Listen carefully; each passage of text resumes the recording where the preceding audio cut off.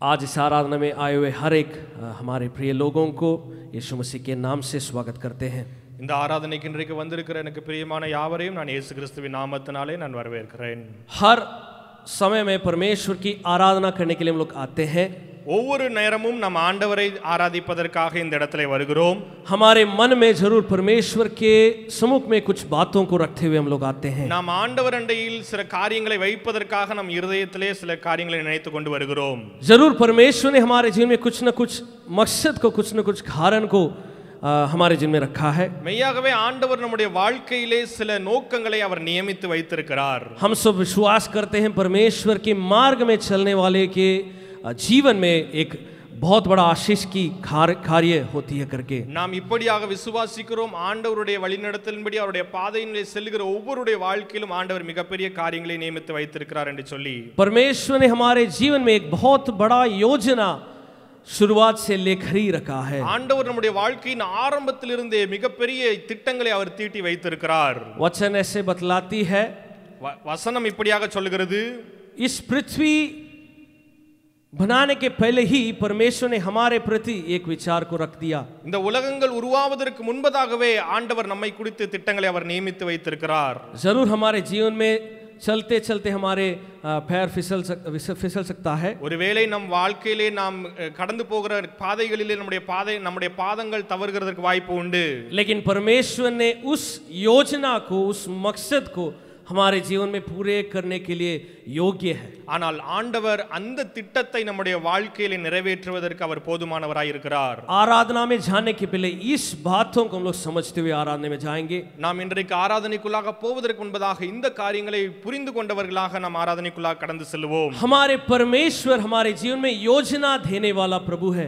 நம்முடைய ஆண்டவர் நம்முடைய வாழ்க்கையிலே திட்டங்களை கொடுக்கிற தேவனாக இருக்கிறார்। एक वचन को सब मिलकर पढ़ेंगे, यिर्मयाह नबी की किताब, ஒரு வசனத்தை வாசிக்கலாம்। எரேமியா எழுதின தீர்க்கதரிசன புத்தகம் 29 अध्याय அதனுடைய 29வது அதிகாரம் 11वां वचन। 11வது வசனம்। यिर्मयाह नबी की किताब 29 अध्याय उसका 11वां वचन। எரேமியா எழுதின தீர்க்கதரிசன புத்தகம் 29வது அதிகாரம் 11வது वचனம்। क्योंकि यहोवा की यह वाणी है कि जो कल्पनाएं मैं तुम्हारे विषय करता हूँ उन्हें मैं जानता हूँ, वे हानि की नहीं वरन कुशल ही की हैं, और अंत में तुम्हारी आशा पूरी करूँगा। நீங்கள் எதிர்பார்த்திருக்கும் முடிவை உங்களுக்கு கொடுக்கும்படிக்கு நான் உங்கள் பேரில் நினைத்திருக்கிற நினைவுகளை அறிவேன் என்று கர்த்தர் சொல்கிறார், அவைகள் தீமைக்கல்ல சமாதானத்துக்கு ஏதுவான நினைவுகளே। जरूर हम लोग चाहते हैं परमेश्वर की योजना को हमारे जीवन में प्राप्त करने के लिए। நாம் ஆண்டவருடைய திட்டங்களை நம்முடைய வாழ்க்கையிலே பெற்றுக்கொள்ள வேண்டும் என்று நாம் எல்லோரும் விரும்புகிறோம்। हर दिन उसी विचार के साथ हम लोग दौड़ते हैं। நாம் அதே எண்ணத்தோடு தான் ஒவ்வொரு நாளும் ஓடிக்கொண்டிருக்கிறோம்। लेकिन जाने के समय में कुछ न कुछ रुकावट को हम लोग देखते हुए हम लोग रुक जाते हैं। ஆனால் நம்முடைய பாதைகளிலே சில தடைகளை பார்க்கும் பொழுது நாம் அப்படியாக நின்று விடுகிறோம்।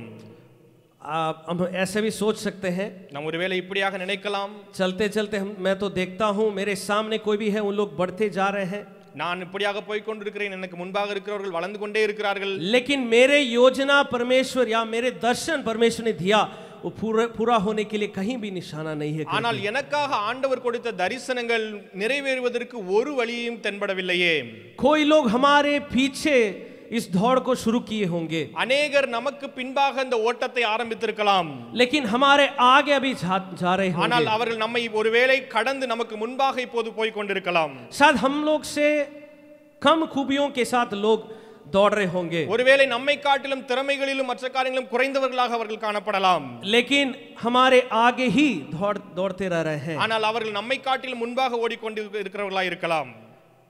हम सब ऐसे विचार के साथ शायद यहाँ आज के दिन में आए होंगे। ஒருவேளை இப்படிப்பட்ட எண்ணத்தோடு நீங்கள் இந்த இடத்திலே வந்து இந்த இடத்திலே அமர்ந்திருக்கலாம் இன்றைக்கு। कुछ भाई बहन के विचार में सोच में ऐसे हुआ होगा, भी रह रहा होगा।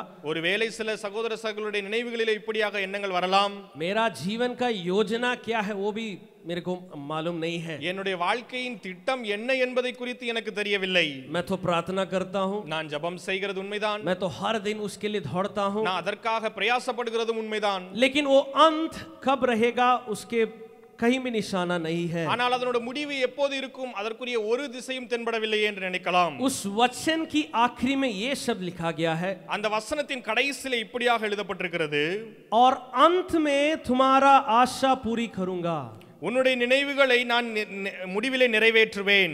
हमारे जीवन की अंत में या हमारे परमेश्वर से दिया हुआ उस योजना की अंत में हमारी आशा पूरी होगी. நம்முடைய வாழ்க்கையின் முடிவிலே ஆண்டவர் நமக்கு கொடுத்த காரியங்களை அவர் நிறைவேற்றுவார். शायद रुकावट को देखते हुए हम लोग रुके होंगे. ஒருவேளை தடைகளை பார்த்து நாம் ஒருவேளை நின்று இருக்கலாம். रुकावट को देखते हुए हमारे योजना को हम लोग भूल गए होंगे. ஒருவேளை தடைகளை கண்டது நிமித்தம் நம்முடைய வாழ்க்கையின் திட்டங்களை நாம் மறந்து போயிருக்கலாம். हमारे जीवन में हमारे खुद व्यक्तिगत आशाएं होती है. ஒருவேளை நம்முடைய தனிப்பட்ட வாழ்க்கையின் தனிப்பட்ட யோசனைகள் உண்டு, எதிர்பார்ப்புகள் உண்டு. उस बातों के चलते भी परमेश्वर की योजना को हम लोग भूल गए होंगे. அந்த காரியங்கள் நிமித்தம் கூட நம்ம ஆண்டவருடைய திட்டங்களை மறந்து போவதற்கு வாய்ப்பு உண்டு. लेकिन परमेश्वर की वाणी ये है, ஆனால் ஆண்டவருடைய சத்தம் இதுவாக இருக்கிறது, अंत में तुम्हारा आशा पूरी होगा. முடிவிலே உன்னுடைய நம்பிக்கை நிறைவேறும். हालेलुया, ஹalleluya.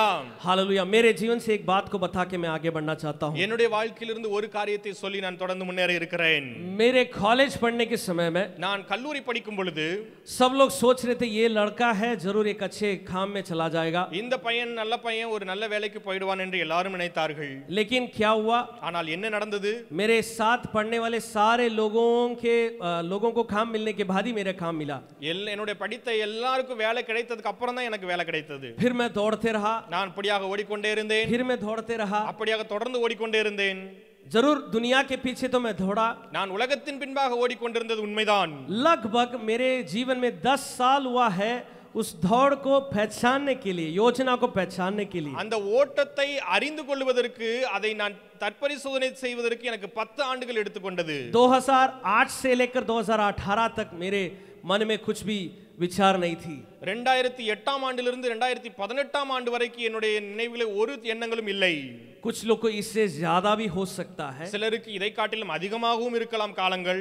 वचन से कुछ लोगों के बारे में हम लोग देखेंगे, उनके जीवन से हम लोग सीखेंगे. நாம் வசனத்திலிருந்து சிலருடைய காரியங்களை பார்த்து அவருடைய வாழ்க்கையிலிருந்து நாம் சில காரியங்களை கற்றுக்கொள்ளலாம். जरूर हम लोग जानते हैं परमेश्वर के दासों, इस बाइबल में हम लोग पढ़ते हैं बहुत सारे चीजों को पार करते हुए उस योजना पर पहुंचे हैं. நாம் வேதாகமத்தின் மூலமாக நாம் கற்றுக்கொள்கிறோம். கர்த்தருடைய மனிதர்கள் अनेक காரியங்களை கடந்து சென்றவர்களாக अनेक காரியங்களை பெற்றுக்கொண்டார்கள் என்று வேதத்திலிருந்து கற்றுக்கொள்கிறோம். समय के अनुसार कुछ लोगों के जीवन से हम लोग सीखते हुए आराधना में जाएंगे. நாம் நேரத்தினை மனதில் கொண்டவர்களாக சிலருடைய வாழ்க்கையிலிருந்து சில காரியங்களை கற்றுக்கொண்டு நாம் தொடர்ந்து ஆராதனைக்குள்ளாக கடந்து செல்லலாம். हम सब जानते हैं अब्राहम की जीवन के बारे में. நாம் எல்லாரும் ஆபிரகாமுடைய வாழ்க்கை குறித்து அறிந்திருக்கிறோம். अब्राहम को बुलाया जाता है सारे जातियों की पिता करके. ஆபிரகாமை இப்படியாக அழைக்கிறோம், எல்லா ஜாதிகளுக்கும் தகப்பன் என்று சொல்லி. सब जातियों की मूल पिता है करके बुलाया जाता है. எல்லா ஜாதிகளுக்கும் அவர் முற்பிதாவாக இருக்கிறார். लेकिन उस अब्राहम की शुरुआत कैसे हुई? ஆனால் அந்த ஆபிரகாமின் ஆரம்பம் எப்படியா இருந்தது? मैं ऐसे सोच रहा था. நான் அப்படியாக நினைத்துக் கொண்டிருந்தேன். अब्राहम से अब्राहम बनाने के लिए परमेश्वर ने एक रास्ता बनाया. அப்ராமிலிருந்து ஆபிரகாம் பண்ணுவதற்கு ஆண்டவர் ஒரு வழியை வைத்திருந்தார். हम सब खोल के पढ़ेंगे उत्पत्ति उसका 15वां अध्याय पहला वचन. நாம் அப்படியாக ஆதியாகமம் 15வது அதிகாரம் அதனுடைய முதலாவது வசனத்திற்கு நேராக திருப்பி हम வாசிக்கலாம். सब जरूर अब्राहम की सारे बातों को जानते हैं. நாம் எல்லாரும் ஆபிரகாமுடைய எல்லா காரியங்களையும் நன்றாக அறிந்திருக்கிறோம். लेकिन कुछ वचनों को पढ़ते हुए हम लोग सीख लेंगे ஆனால் उनके जीवन में परमेश्वर की योजना क्या है. சில வசனங்களை நாம் படித்தவர்களாக ஆபிரகாமுடைய வாழ்க்கையில் ஆண்டவர் என்ன செய்தார் என்பதை குறித்து கற்றுக்கொள்வோம். उत्पत्ति 15 अध्याय उसका पहला वचन. ஆதியாகமம் 15வது அதிகாரம் அதனுடைய 1வது வசனம். इन बातों के पश्चात यहोवा का यह वचन दर्शन में अब्राम के पास पहुंचा, हे अब्राम मत डर, तेरी ढाल और तेरा अत्यंत बड़ा प्रतिफल मैं हूँ. இந்த காரியங்கள் நடந்த பின்பு கர்த்தருடைய வார்த்தை ஆபிராமுக்கு தரிசனத்திலே உண்டாகி அவர், ஆபிராமே நீ பயப்படாதே, நான் உனக்கு கேடகமும் உனக்கு மகா பெரிய பலனுமாய் இருக்கிறேன் என்றார். इस वचन में परमेश्वर ने अब्राम को क्या वायदा दिए, क्या वाणी दिए हैं? இந்த இடத்திலே, இந்த வசனத்திலே கர்த்தர் ஆபிரகாமுக்கு என்ன வாக்குத்தத்தம், என்ன காரியத்தை சொல்லுகிறார்? हे अब्राम, ஏ ஆபிரகாம் मत डर, நீ பயப்படாதே, तेरी ढाल और तेरा अत्यंत बड़ा प्रतिफल मैं हूं करके. நான் உனக்கு கேடகமும் உனக்கு மகா பெரிய பலனுமாய் இருக்கிறேன் என்றார். परमेश्वर की वायदा अब्राम के जीवन में हर स्थितियों में रहने के लिए आई थी. ஆண்டவருடைய வாக்குத்தத்தம், ஆண்டவருடைய வார்த்தைகள் ஆபிரகாமுடைய ஒவ்வொரு வாழ்க்கையின் ஒவ்வொரு நிலைகளிலும் வந்தது. लेकिन अब्राम के योजना क्या था करके दूसरा वचन में पढ़ सकते हैं. ஆனால் இரண்டாவது வசனத்திலே ஆபிரகாமுடைய எண்ணங்கள் என்னவா இருந்தது என்பதை குறித்து பார்க்க முடியும். यहाँ अब्राम ने बता रहे हैं परमेश्वर मैं तो निर्वंश का हूँ, अभी मेरे जीव में कोई संतान होने के लिए रास्ता ही नहीं है करके। இங்கே ஆபிரகாம் சொல்கிறார், ஆண்டவரே நான் பிள்ளை இல்லாமல் இருக்கிறேன், எனக்கு பிள்ளை பெறுவதற்கு ஒரு வாய்ப்பும் இல்லை என்று சொல்கிறார். तो इसलिए मेरे साथ में एलिएजर है, इसको बना देंगे मेरे संतान। எனவே நீ என்னோடு கூட எலியேசர் இருக்கிறான், அவனை என்னுடைய சந்ததியாக மாற்றும் என்று சொல்லி கேட்கிறான். अब्राम की सवाल ये थी, क्या प्रभु आप इस स्थिति में क्या कर सकते हैं? ஆபிரகாமுடைய கேள்வி இப்படியாக இருந்தது, இந்த நிலையிலே ஆண்டவரே நீர் என்ன செய்ய முடியும்? उनके खुद की जीवन को स्थितियों को देखते हुए परमेश्वर के ऊपर परमेश्वर की योजना को सवाल उठा रहे थे। அவனுடைய வாழ்க்கையின் அந்த சூழ்நிலையை பார்த்து ஆண்டவருடைய திட்டத்தின் மேல் கேள்வி எழுப்புகிறவனாக இருக்கிறான். हमारे जीवन में ऐसे कार्य हमारे जीवन में हो रहा होगा। ஒருவேளை நம்முடைய வாழ்க்கையிலும் இப்படிப்பட்ட காரியங்கள் நடந்து கொண்டிருக்கலாம். मैं पहले ही बोल रहा था, நான் முதலாவதே சொன்னேன் உங்களுக்கு, परमेश्वर की योजना को हम लोग जानते हैं, परमेश्वर की दर्शन को जानते हैं, लेकिन रास्ता में कोई भी रुकावट के चलते हम लोग थोड़ा सा सोच के बैठे होंगे। ஆண்டவருடைய திட்டங்களையும் அவருடைய யோசனைகளையும் நம்ம அறிந்திருந்த பின்பும் கூட நம்முடைய பாதையின் தடைகள் வரும் பொழுது அவைகளின் மேலே நம் சந்தேகம் வருகிறது। उसी अध्याय 4 वचन में परमेश्वर ने और एक बार एक वायदा को दे रहे हैं। அதே அதிகாரத்தின் 14வது வசனத்திலே ஆண்டவர் இன்னொரு வாக்குத்தத்தத்தை கொடுக்கிறார்। पढ़ेंगे, 4வது வசனம், 15वां अध्याय 4 वचन।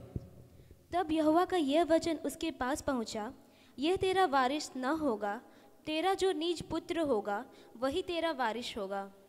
அப்பொழுது கர்த்தருடைய வார்த்தை அவனுக்கு உண்டாகி, இவன் உனக்கு சுதந்திரவாளி அல்ல, உன் கர்ப்ப பிறப்பாய் இருப்பவனே உனக்கு சுதந்திரவாளியாவான் என்று சொல்லி, ये सारे बातों को सुनने के बावजूद भी, இந்த எல்லா காரியத்தையும் கேட்ட பின்பும் கூட अब्राम के मन में परमेश्वर के उस योजना के प्रति विश्वास नहीं उठा। ஆபிரகாமுடைய வாழ்க்கையிலே ஆண்டவர் அவன் மேல் வைத்திருந்த அந்த திட்டத்தை குறித்து அவனுக்கு கேள்வி வந்தது। आगे 16वां अध्याय में हम लोग पढ़ सकते हैं, அங்கே தொடர்ந்து 16வது அதிகாரத்திலே நான் பார்க்கும் பொழுது, हजीरा के द्वारा एक पुत्र को वो पैदा हुआ था। அங்கே ஆகாரின் மூலமாக தனக்கு ஒரு பிள்ளையை அவன் பெற்றெடுத்தான்। अब्राम ने सोचा यही उनका वारिस होगी करके। ஆபிரகாம் இப்படியாக நினைத்தான், இதுதான் தன்னுடைய வாரிசாக இருக்கும் என்று சொல்லி।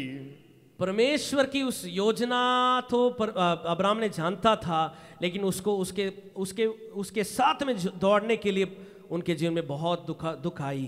ஆண்டவருடைய திட்டத்தை ஆபிரகாம் அறிந்திருந்த பின்பும் கூட அதோடு கூட வாழ்வதற்கு, அதோடு கூட ஓடுவதற்கு அவனுக்கு अनेक தடைகள் வந்தது। अब्राम ने जानता था तारों की गिनती से ज्यादा लोगों उनके संतति में आएंगे करके। ஆபிரகாம் இப்படியாக அறிந்திருந்தார், அங்க வானத்திலே காணப்படுகிற நட்சத்திரங்களை காட்டிலும் அதிகமாக அவனுடைய சந்ததி காணப்படும் என்று சொல்லி। लेकिन परमेश्वर की उस मार्ग को पहचानने के लिए अब्राम ने भूल गए। ஆனால் ஆண்டவருடைய வழியை அவன் அறிந்து கொள்வதற்கு அவன் மறந்து போனான்। मेरे प्रिय लोग, எனக்கு பிரியமான ஜனங்களே, हमारे जीवन में हम लोग दर्शन को पाते हुए हमारे जीवन को जी रहे होंगे। நாம் ஆண்டவருடைய தரிசனத்தை நம்முடைய வாழ்க்கையிலே பெற்றவர்களாக ஒருவேளை வாழ்ந்து கொண்டிருக்கலாம்। क्या उस योजना को पूरा करने के लिए परमेश्वर के सम्मुख में सौंप देते हैं? அந்த திட்டத்தை நிறைவேற்றுவதற்கு ஆண்டவருடைய கரத்திலே முற்றிலுமாக அர்ப்பணிக்கிறோமா? या हमारे मन में कोई भी क्लेश है, कोई भी संकट है, उसको सोचते हुए हम लोग बैठ जाते हैं? அல்லது நம்முடைய வாழ்க்கையிலே நம்முடைய இருதயத்திலே காணப்படுகிற கலக்கங்கள் கவலைகளை நினைத்துக்கொண்டு அவைகளிலே அமர்ந்து விடுகிறோமா? 17वां अध्याय उसका 5वां वचन में हम लोग देख सकते हैं अब्राम के जीवन में क्या हो रहा करके। அங்கே 17வது அதிகாரத்தின் அதனுடைய 5வது வசனத்திலே ஆபிரகாமுடைய வாழ்க்கையிலே என்ன நடக்கிறது என்பதை பார்க்க முடியும்। पढ़ेंगे उत्पत्ति 17वां अध्याय उसका 5वां वचन। ஆதியாகமம் 17வது அதிகாரம் அதனுடைய 5வது வசனம்। इसलिए अब से तेरा नाम अब्राम न रहेगा, परंतु तेरा नाम अब्राहम होगा, क्योंकि मैंने तुझे जातियों के समूह का मूल पिता ठहरा दिया है।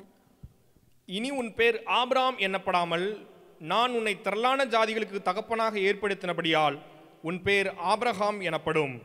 Hallelujah, hallelujah.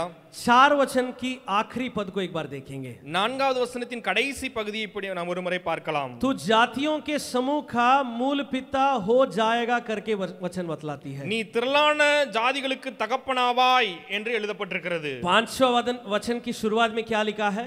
5வது வசனத்தின் முதல் பகுதியில் என்ன எழுதி இருக்கிறது? तुम्हारे नाम अब्राम नहीं है, आज से लेकर अब्राहम होगा करके। இன்று உன்னுடைய பெயர் ஆபிராம் என்று இன்றிலிருந்து அழைக்கப்படாது, ஆபிரகாம் என்று அழைக்கப்படுவாய்। उसके बाद की वाणी क्या है? அதற்கு அடுத்து உள்ள ஆண்டுடைய சத்த வார்த்தை என்ன? क्योंकि मैंने तुझे जातियों के समूह का मूल पिता ठहरा दिया है करके लिखा है। ஏன் என்று சொன்னால் உன்னை நான் திரளான ஜாதிகளுக்கு தகப்பனாக ஏற்படுத்தி விட்டேன் என்று சொல்லுகிறார்।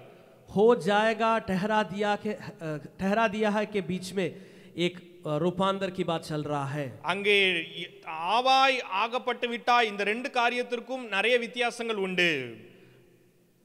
परमेश्वर की वचन पहले आने के समय में ஆண்டவருடைய வார்த்தை முதலாவது வரும் பொழுது कैसे हमारे जीवन में परमेश्वर की योजना को हम लोग पाते हैं, எப்படியாக ஆண்டவருடைய திட்டங்களை நம்முடைய வாழ்க்கையில பெறுகிறோம், कैसे वचन के अनुसार या कुछ बातों के अनुसार परमेश्वर की उस दर्शन को हम लोग पाते हैं, எப்படியாக ஆண்டவருடைய வசனத்தின் மூலமாக அல்லது மற்ற காரியங்கள் மூலமாக அவருடைய திட்டங்களை நாம் எப்படியாக பெறுகிறோம்.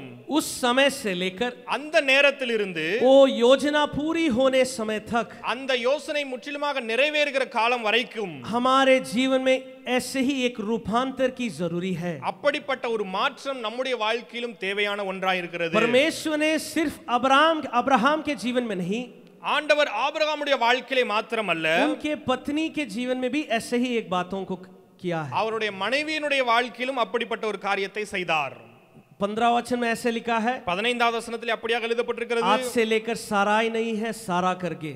இன்றிலிருந்து நீ சாராய் அல்ல, நீ சாராய் அல்ல, சாராள் என்று அழைக்கப்படுவாய். परमेश्वर की योजना को हम हमारे जीवन में पूरा होने के लिए, ஆண்டவருடைய திட்டங்கள் நம்முடைய வாழ்க்கையிலே நிறைவேறுவதற்கு, परमेश्वर की इस रूपांतर करने की उस रास्ता को हम लोग पकड़ना जरूरी है. ஆண்டவருடைய அந்த உருமாற்றத்தினுடைய வழியை நாம் பெற்றுக்கொள்ள வேண்டியது அவசியம். कभी कभी हम लोग हमारी स्थितियों को सोचते हम लोग बैठ जाते हैं, சில நேரங்களிலே நம்முடைய நிலைமைகளை எண்ணினவர்களாக நாம் அப்படியாக அமர்ந்து விடுகிறோம். लेकिन परमेश्वर की वचन आज ये है, ஆனால் ஆண்டவருடைய வார்த்தை இன்றைக்கு இப்படியாக இருக்கிறது, हो जाएगा, நடந்து விடும், हो गया है करके बोलने के बीच में நடந்து விட்டது என்ற இரண்டுக்கும் மத்தியிலே हमारे जीवन में रूपांतर की बात की जरूरी है. நம்முடைய வாழ்க்கையிலே மாற்றத்திற்கு அவசியம் உண்டு. परमेश्वर की योजना जरूर हमारे जीवन में पूरी तरह से पूरा होगा. ஆண்டவருடைய திட்டங்கள் நிச்சயமாகவே நம்முடைய வாழ்க்கையிலே நிறைவேறும். हम लोग यिर्मयाह नबी की किताब में पढ़े थे, நாம் यिर्मयाह தீர்க்கதரிசியின் புத்தகத்திலே வாசித்தோம், हमारे आशा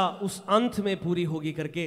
நம்முடைய எதிர்பார்ப்புகள் முடிவிலே நிச்சயமாக நிறைவேறும். यहाँ हम लोग आगे अब्राहम के जीवन में देखेंगे तो இங்கேயும் தொடர்ந்து ஆபிரகாமுடைய வாழ்க்கையிலே பார்க்கும் பொழுது फिर 16वां वचन में 17 अध्याय उसका 16 वचन में हम लोग पढ़ सकते हैं. 17வது அதிகாரம் 16வது வசனத்தில் நாம் தொடர்ந்து பார்க்கும் பொழுது,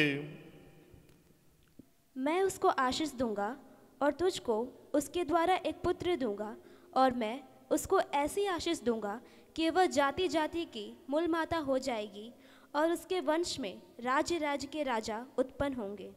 நான் அவளை ஆசீர்வதித்து அவளாலே உனக்கு ஒரு குமாரனையும் தருவேன், அவள் ஜாதிகளுக்கு தாயாகவும் அவளாலே ஜாதிகளின் ராஜாக்கள் உண்டாகவும் அவளை ஆசீர்வதிப்பேன் என்றார். हालेलुया, ஹல்லேலூயா. उस योजना में हम दौड़ने के लिए तैयार हो जाएंगे. அந்த யோசனையிலே நாம் ஓடுவதற்கு ஆயத்தமாய் இருப்போம் என்று சொன்னால், सिर्फ हमारे जीवन नहीं, நம்முடைய வாழ்க்கை மாத்திரமல்ல, सिर्फ हमारे साथ में रहने वाले की जीवन नहीं, நம்மோடு கூட இருக்கிறவருடைய வாழ்க்கை மாத்திரமல்ல, राज्य राज्य जाति जातियों, ராஜாக்கள் ஜாதிகள் ஜாதிகளாக हमारे साथ मिलते हुए उस प्रतिफल को प्राप्त करेंगे. நம்மோடு கூட இணைந்தவர்களாக அந்த பலனை அவர்கள் பெற்றுக்கொள்வார்கள். अब्राहम के जीवन में बहुत ज्यादा बातों को देख के आना पड़ा. ஆபிரகாமுடைய வாழ்க்கையில் अनेक காரியங்களை அவர் கடந்து வர வேண்டியதா இருந்தது.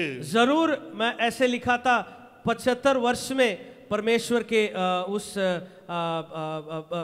अब्राहम और सारा के लिए इसहाक को दिए थे. நான் இப்படியாக எழுதியிருந்தேன், 100 वर्ष में 100 வருஷத்திலே ஆண்டவர் அவர்களுக்கு ஈசாக்கை கொடுத்தார். लेकिन इतना समय अब्राहम ने रुकने के लिए परमेश्वर ने योग्य बनाया. ஆனால் அத்தனை ஆண்டுகள் அவரை காத்திருப்பதற்கு ஆண்டவர் அவர் உண்மையுள்ளவராக பயன்படுத்தினார். उसके बाद इसहाक के जीवन को देखेंगे तो அதற்கு அடுத்து தொடர்ந்து நாம் ஈசாக்கினுடைய வாழ்க்கையை பார்க்கும் பொழுது इसहाक की संतति को अब्राहम ने नहीं देख पाए.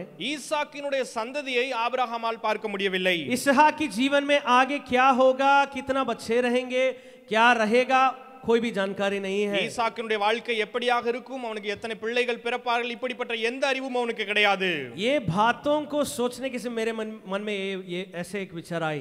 இந்த காரியங்களை நான் யோசித்த பின்பாக என்னுடைய மனதில் இப்படிப்பட்ட ஒரு கேள்வி எண்ணம் வந்தது. कभी कभी हमारे जिन में उस योजना पूरा होने के समय में, சில நேரங்களிலே அந்த திட்டங்கள் நம்முடைய வாழ்க்கையிலே நிறைவேறுகிற காலங்களிலே हमारे जीवन में उस विचारी नहीं रहेगी. நம்முடைய வாழ்க்கையில இப்படிப்பட்ட எண்ணம் இருக்காது. हम लोग दौड़ते रहेंगे, நாம் ஓடிக்கொண்டே இருப்போம். शायद हमारे जीवन इस दुनिया में भी नहीं रहेगी. ஒருவேளை இந்த உலகத்திலே கூட நாம் இல்லாமல் இருக்கலாம். लेकिन परमेश्वर से मिला हुआ उस योजना इस पृथ्वी में जरूर पूरा होगा। ஆனால் ஆண்டவரின் மூலமாக கொடுக்கப்பட்ட அந்த திட்டம் இந்த உலகத்திலே நிச்சயமாக நிறைவேறும். हालेलुया। ஹalleluya. हमारे जीवन में इस्माइल जैसे कोई भी बातें हमारे मन में ना आने पाए। நம்முடைய வாழ்க்கையிலும் கூட இஸ்மவேல் போல எப்படிப்பட்ட எண்ணங்களும் நமக்குடைய வாழ்க்கையில வராதிருக்கட்டும். परमेश्वर को अब्राहम के बीच में एक वाचा बांधना पड़ा इस योजना को पूरा करने के लिए। இந்த யோசனையை நிறைவேற்றுவதற்கு ஆபிரகாமுடைய வாழ்க்கையிலும் ஆண்டவரும் ஒரு உடன்படிக்கையை பண்ண வேண்டியதா இருந்தது. और एक व्यक्ति को भी हम लोग देखेंगे, இன்னொரு நபரையும் நான் உங்களுக்கு காண்பித்து கொடுப்பேன். यूसुफ के जीवन के बारे में हम सब जानते हैं। யோசேப்பினுடைய வாழ்க்கை குறித்து நாம் நன்றாக அறிந்திருக்கிறோம். यूसुफ के जीवन में उनको मिला हुआ उस दर्शन को हम लोग जानते हैं। யோசேப்பினுடைய வாழ்க்கையில அவனுக்கு கொடுக்கப்பட்ட அந்த தரிசனத்தையும் நாம் அறிந்திருக்கிறோம். हम सबको लेंगे उत्पत्ति उसका 37 अध्याय, நாம் 34வது வசனத்தை வாசிக்கலாம். 37வது வசனம் அதிகாரம் 37 अध्याय उसका 7 वचन में हम लोग पढ़ते हैं। அதனுடைய 7வது வசனத்திலே நாம் பார்க்கிறோம். परमेश्वर ने यूसुफ का जीवन में एक दर्शन को दिखाए। ஆண்டவர் யோசேப்பினுடைய வாழ்க்கையிலே ஒரு தரிசனத்தை கொடுத்தார். पढ़ेंगे उत्पत्ति 37 उसका 7वां वचन। हम लोग खेत में पूले बांध रहे हैं और क्या देखता हूँ कि मेरा पूला उठकर सीधा खड़ा हो गया। तब तुम्हारे पूलों ने मेरे पूले के चारों तरफ से घेर लिया और उसे दंडवत किया। நாம் வயலில் அறுத்த அரிகளை கட்டி கொண்டிருந்தோம். அப்பொழுது என்னுடைய அரிக்கட்டு நிமிர்ந்திருந்தது, உங்கள் அரிக்கட்டுகள் என் அரிக்கட்டை சுற்றி வணங்கி நின்றது என்றான். 9वां वचन में भी हम लोग पढ़ते हैं। 9வது வசனத்திலே நாம் வாசிக்கிறோம். सूर्य और चंद्रमा और 11 तारा मेरे को दंडवत करती है करके। சூரியன் சந்திரன் அதோடு கூட 11 நட்சத்திரங்களும் என்னை வணங்கினது என்று சொல்லப்பட்டிருக்கிறது. ये सारे बातें यूसुफ के जीवन में कब हुआ? இந்த எல்லா காரியங்களும் யோசேப்புடைய வாழ்க்கையில எப்போது நடந்தது? 17वां वर्ष में, இதனுடைய 16வது வருஷத்திலே यूसुफ का 17वां उम्र में ये सारे बातें देखा था। யோசேப்புடைய 16வது வயதிலே இந்த காரியங்களை அவர் பார்க்கிறார். परमेश्वर की योजना को कभी कभी हम लोग महसूस करते हैं। நாம் ஆண்டவருடைய திட்டங்களை சில நேரங்களிலே உணரும் பொழுது हम लोग मानते हैं भी, நாம் அதை ஏற்றுக்கொள்கிறோம். लेकिन हमारे लोगों हमारे साथ में रहने वाले उसको नहीं मान रहे हो। ஆனால் நம்மோடு கூட இருக்கிற ஜனங்கள் அதை அங்கீகரித்துக் கொள்வதில்லை. उनके भाइयों उनको विरोध किए, அவருடைய சகோதரர்கள் அவரை விரோதித்தார்கள்.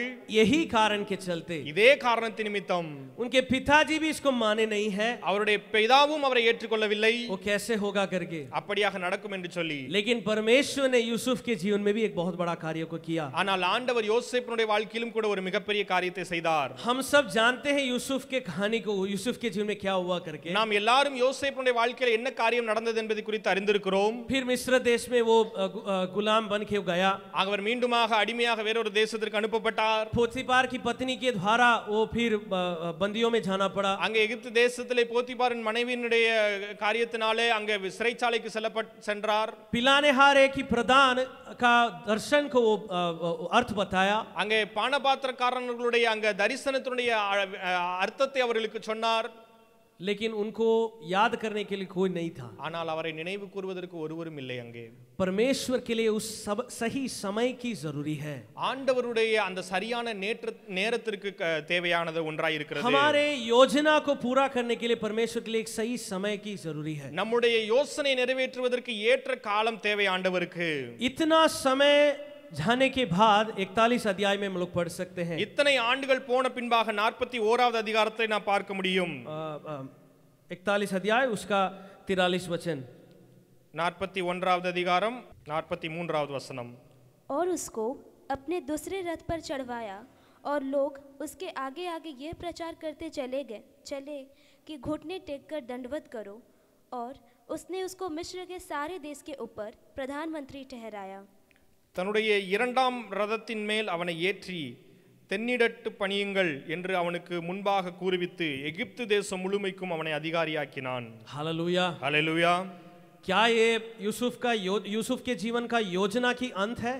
இது யோசேப்பினுடைய வாழ்க்கையின் திட்டத்தின் முடிவா இருந்ததா? ये योजना की अंत नहीं है। இது அவருடைய திட்டத்தின் முடிவு அல்ல. कभी कभी हमारे जीवन में कुछ पद खो या कुछ स्थान में पहुंचने के बाद हम लोग रुक जाते हैं। சில நேரங்களிலே நம்முடைய வாழ்க்கையிலே சில நிலைமைகளே அல்லது சில பதவிகளில் வந்தவுடனே நாம் அப்படியாக அமர்ந்து விடுகிறோம். हम लोग सोचते हैं यही मेरा परमेश्वर की योजना है। நாம் நினைக்கிறோம் இதுதான் ஆண்டவருடைய திட்டம் என்று சொல்லி, लेकिन परमेश्वर की योजना उससे बढ़कर है। ஆனால் ஆண்டவருடைய திட்டம் அதை காட்டிலும் அதிகமானதா இருக்கிறது. यूसुफ को 17 उम्र से लेकर 30 उम्र तक इतने बातों को देखना पड़ा। யோசேப்பு 16வது வயதிலிருந்து 30வது வயது வரைக்கும் இவ்வளவு காரியங்களை கடந்து செல்ல வேண்டியதா இருந்தது. लेकिन परमेश्वर की योजना अभी भी बाकी है। ஆனால் ஆண்டவருடைய திட்டம் இன்னும் பாக்கியாக वो இருக்கிறது. क्या है? அது என்னவா இருந்தது? 42 अध्याय में हम लोग पढ़ सकते हैं। நாம் 43வது அதிகாரத்திலே வாசிக்க सारे முடியும். भाइयों उनके सामने आके दंडवत किए। எல்லா சகோதரர்களும் அவருக்கு முன்பாக வந்து அவரை பணிவிடை செய்கிறார்கள். क्या दर्शन परमेश्वर ने दिखाया वो पूरा हुआ? எந்த தரிசனத்தை ஆண்டவர் காண்பித்தாரோ அது நிறைவேறுகிறது. लेकिन इससे ज्यादा काम की भी बाकी थी। ஆனால் இதை காட்டிலும் இன்னும் அதிகமான காரியங்கள் நிறைவேற வேண்டியதா இருந்தது. वो क्या है? அது என்ன? परमेश्वर की मकसद उस इस्राएलियों देशों के लिए, देशवासियों के लिए पूरा होने के लिए संभावना थी। ஆண்டவருடைய திட்டம் அந்த இஸ்ரவேல் தேசத்தினுடைய ஜனங்களுக்கு முற்றிலுமாக நிறைவேற வேண்டியதா இருந்தது. यूसुफ ने 45 अध्याय उसका 7वां वचन में एक बात को बता रहे हैं। 45வது அதிகாரம் அதனுடைய 6வது வசனத்தில் 7வது வசனத்தில் யோசேப்பு இப்படியாக ஒரு காரியத்தை சொல்கிறார். उत्पत्ति 45 उसका 7। ஆதியாகமம் 45வது அதிகாரம் 7வது வசனம். इसलिए परमेश्वर ने मुझे तुम्हारे आगे इसीलिए भेजा कि तुम पृथ्वी पर जीवित रहो और तुम्हारे प्राणों के बचने से तुम्हारा वंश बढ़े। பூமியிலே உங்கள் வம்சம் ஒழியாமல் இருக்க உங்களை ஆதரிக்கிறதற்காகவும் பெரிய ரட்சிப்பினால் உங்களை உயிரோடே காப்பதற்காகவும் தேவன் என்னை உங்களுக்கு முன்னமே அனுப்பினார். हालेलुया। हालेलुया। यूसुफ के जीवन में मेरे गिनती सही होगा तब ऐसे बोल सकते हैं 17 उम्र से लेकर 39 उम्र तक वो रुकना पड़ा परमेश्वर की योजना पूरा होने के लिए। யோசேப்பினுடைய வாழ்க்கையிலே என்னுடைய கணக்கு சரியாக இருக்கும் என்று சொன்னால் 16வது வயசிலிருந்து 39வது வயது வரைக்கும் அவன் இந்த காரியத்திற்காக ஆண்டவருடைய திட்டம் நிறைவேறுவதற்காக காத்திருக்க வேண்டியதா இருந்தது. परमेश्वर ने यूसुफ के उस दर्द के द्वारा, उस दुख के द्वारा एक देश को उठाने के लिए योजना बनाए। யோசேப்பு தன்னுடைய வழிகளினாலும் தன்னுடைய துக்கத்தினாலும் ஒரு தேசத்தை உயிரோடு காப்பதற்காக பயன்படுத்தப்பட்டார். क्या हम परमेश्वर की उस योजना को पहुंचने के पहले நாம் நம்முடைய வாழ்க்கையிலே ஆண்டவருடைய திட்டத்தை அடைவதற்கு முன்பதாக हमारे इस दर्द को, நம்முடைய வாழ்க்கையிலே நம்முடைய வழிகளை, हमारे संकट को, நம்முடைய பிரச்சனைகளை, हमारे दुखी बातों को, நம்முடைய துக்கமான காரியங்களை सोचते हुए हम लोग पीछे हट जाते हैं। அவைகளை எண்ணினவர்களாக நாம் பின்வாங்குகிறோமா?